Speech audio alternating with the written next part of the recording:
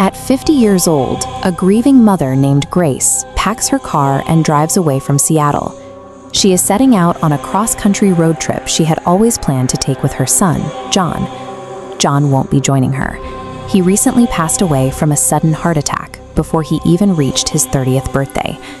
He left Grace as the sole beneficiary of a $1 million life insurance policy, a sum of money that means nothing to her now. To make matters worse, a recent unsolved arson leveled her home and reduced every last family VHS tape to ash. She has no tangible, physical memories left of her son, so she hits the road. It is a desperate attempt to keep moving and outrun a past she can no longer physically hold on to. Exhausted and running on fumes, Grace pulls into a Midwestern town in the dead of night. Across the street from her motel sits a fully operational 1990s-style video rental store called True Video. Inside, a strangely calm clerk named Michael checks out a copy of her son's favorite childhood movie. As he hands over the cassette, Grace notices a distinct circular scar on the side of his neck. Back in the safety of her motel room, she slides the cassette into a dusty VCR, hoping for a few hours of nostalgic comfort. But the cartoon doesn't play. Instead, the television flickers to life with her own lost home videos, beginning with the exact moment she first held John in the hospital. The tape is returning what the fire took.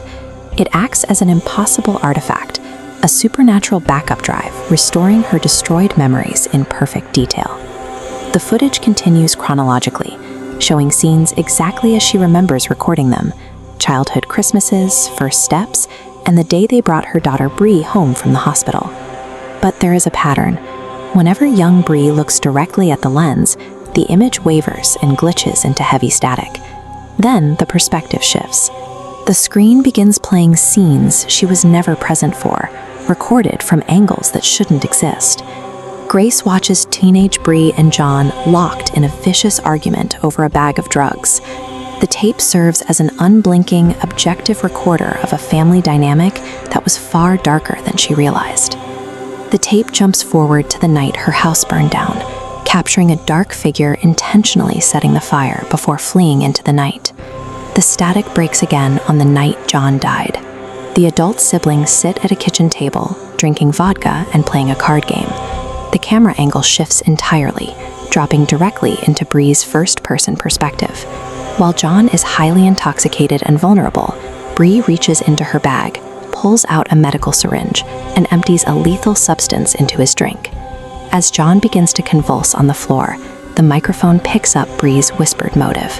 She plans to frame his death as a heart attack to steal the $1 million life insurance payout.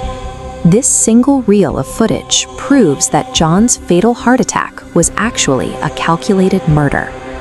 Clinging to the tape, Grace sprints out of the motel and across the street to demand answers from the clerk. But True Video is closed. The building is a boarded-up, charred ruin. The motel manager confirms the reality. Michael, the young man who handed her the tape, was killed during a robbery 2 years prior. Before she leaves, a television in the ruins flickers on, and Michael's image appears. He provides names, specifically Bree's boyfriend, and explains that he helped source the drugs and set the fire. The police had found no evidence of foul play in John's death, but when the mortal justice system fails, this paranormal artifact steps in to engineer its own retribution. Using the specific names Michael provided from the screen, Grace breaks the alibi of Bree's accomplice, forcing a complete confession about the arson and the murder. Bree is swiftly arrested, convicted of murder, and sentenced to life in prison without the possibility of parole. On the exact day of the sentencing, a final, unmarked package appears on Grace's doorstep, containing one last VHS tape. She slowly pushes the tape into the VCR. The screen shows John looking directly into the camera. He offers a gentle smile and waves goodbye, before the footage dissolves into static. The tape provided the closure the legal system never could, giving Grace the absolute truth she needed to finally find peace.